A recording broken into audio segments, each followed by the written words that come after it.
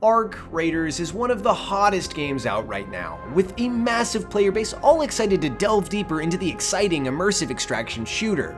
You might be hesitant to purchase it though if you don't have a full squad to play with, as it can seem scary on the surface to go in alone. But I have played a lot, both alone and with friends, and I actually think the solo loop is better, offering a more stealth, survival-based looting gameplay experience. It can be hard at first, but if you know what you're doing, if you play into that lone wolf style, you can come out on top. So here's how I make the most out of my solo runs in Ark Raiders. The first thing to highlight for solo players is that you should scavenge early and scavenge often. Scavenging, breaching, and looting nets you a lot more XP than everything else in the game, so on early runs when you're just trying to level up your character, it's a necessity, especially when you're playing alone and taking down Ark bots, fighting other teams, and going into more dangerous zones aren't really viable options. Scavenging is a more efficient method to leveling up anyway, and don't just scavenge things that look like they might have great loot in them. Opened lockers, looted corpses, and vegetation net you just as much XP as everything else, even if there's no loot in them at all. Plus, I've noticed that the pink rarity items I've found have been on the outer edges of the map when I'm looting something that seems like it might have nothing in it.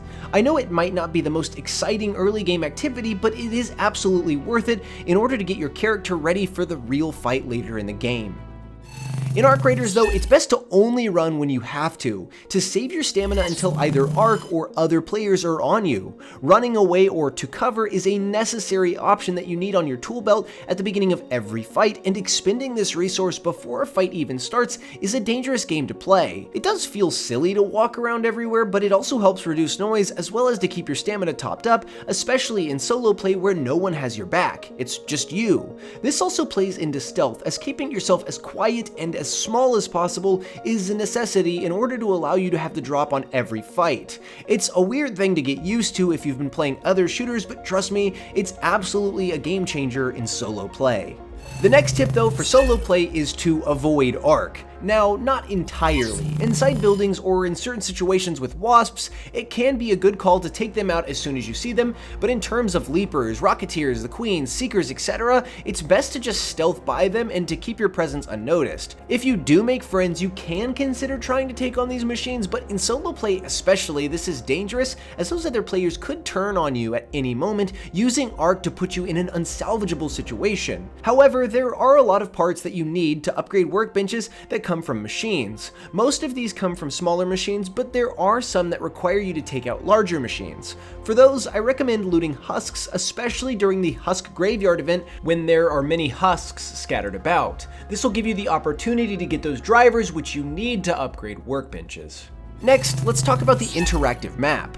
The interactive map can honestly help anyone, as it gives useful possible locations for every item in the game, but for a solo runner, it is an incredibly powerful tool since you're in control of the entirety of your travels. I've used it to find weapon cases, fruits for Scrappy, and even ammo one time because I forgot to pack ammo in my loadout. It'll also mark locked door locations, so if you have a key to a door, it's super helpful in locating where that key can be used. There are interactive maps for all 4 locations over at GameRant.com, so go ahead and give those a look and utilize them before your next run. This also leads me on to my next point, which is utilizing events. As a solo player, getting certain items like fruits, high rarity guns, and machine parts can be tough, so make sure to use special conditions to your advantage. Hidden caches can be an especially good one, as the map is covered in hidden raider caches, which have incredible loot in them just as long as you avoid the explosion that ensues after you open it. Lush blooms can reward you with fruits, vegetables, and vital plants used to upgrade Scrappy, your rooster who gets you free loot, and Night Raid obscures the map in darkness while uncovering some higher tier loot for you to pick up. As a solo player, I find it necessary to utilize these map conditions to my advantage in order to keep up with full stacked squads.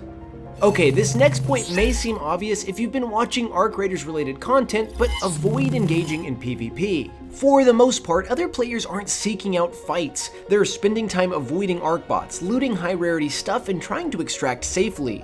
In solos especially, most players don't come onto the map seeking out interactions, meaning that one of the worst things you can do is seek these out for yourself, as you're bound to ultimately end up losing more than you'll gain, as even when you win these fights, you're calling attention to yourself both from arc and other players. The one place you will have to watch out for other people though is near extraction points, where players might try to get a cheeky kill as you extract, but all in all, it's a surprisingly friendly experience. You can help yourself with this though by using proximity chat if you have your mic on. Declaring you're friendly in a zone of other people a lot of times will keep you out of danger. If you don't have a mic though, you can also toggle the don't shoot button to show that you're just passing by, or the let's team up button to try to work together with other players. The final tip though I want to give you before I go is to plan each trip. Each outing can be unpredictable as the world changes, Ark infests different locations, and other raiders throw a wrench in everything, so you have to make your own predictability. I plan out each run before I go into it. I know what weapon caches I'm going to look at by checking the interactive map, I know what extraction point I'm going to hit by marking the second I start, I know my route by tracing it in my mind before I begin. Obviously, it's important to change things slightly as you go in order to avoid Ark or enemies, but sticking to this can mean that you get the best quality loot with the least amount of chaos, and it usually leads to me extracting safely and with new gear in hand. So with all that, don't be afraid to go into Ark Raiders alone.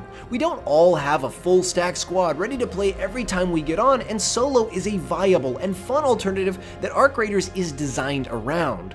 You'll almost never come up to a squad of 2 or 3 in your solo runs, so get out there and good luck. And if you're looking for more guides, information, and reviews of games, go to GameRant.com. Thanks for watching.